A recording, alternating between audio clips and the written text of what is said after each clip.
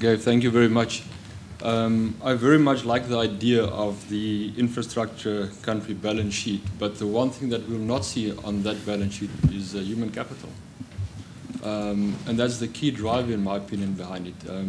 Madam Chair this morning mentioned on numerous instances the value of the human capital. How do we develop the human capital? And for us at AMSCO, we work with a number of organizations, including the African Development Bank, IFC, and the UNDP, to find opportunities for the skills development. And I believe that one needs to find innovative ways in which to solve the problem of skills development, not just innovative ways in doing financial structuring. So, in my opinion, the human capital comes first. We first need to, if you want to capitalize on that 50-year vision that you have, you need to start developing the human capital now. You cannot wait for it until last and put other frameworks in place, but leave the skills development for later.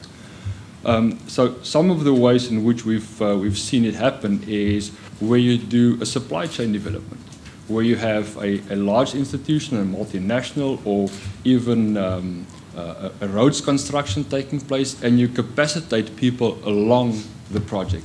By way of example, a project that we were involved in Nigeria, a construction company was building a stretch of road of X number of kilometers, and what they did was to, along the construction, pick local unskilled employees, teach them to do the tasks on the construction, and the target that they had set themselves was in the vicinity of about 40%. So there are a few things that's beneficial there. Number one is if the construction company is finished with the project, the local skills are there, so you know if you build a corridor, other developments happen, so the skills are there that they can do the development. But with a longer term view, as the local development then happens, and they come back in a few years' time because they've got another bid along the corridor for other development, the skills are there. They don't need to import the skills from Lagos, which is several hundred kilometers away, to come and do the development. So these are the kind of things that we need to be thinking of. In addition to that, you often find that in the large projects you have a contractual obligation to use local skills in a specific project.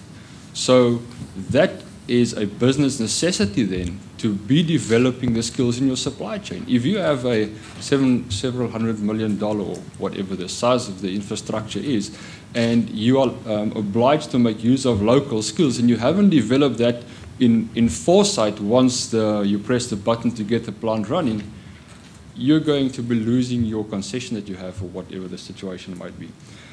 So I believe it needs to be, once again, a joint collaboration between the public sector and the private sector, but so far what we've seen is a lot of the initiatives have been coming from the private sector to make sure that the skills actually does get developed and transferred. And once you are able to do that, with your 50-year view, Madam Chair, I think that you'll be able to easily feed 2 billion people on the continent within the next 50 years.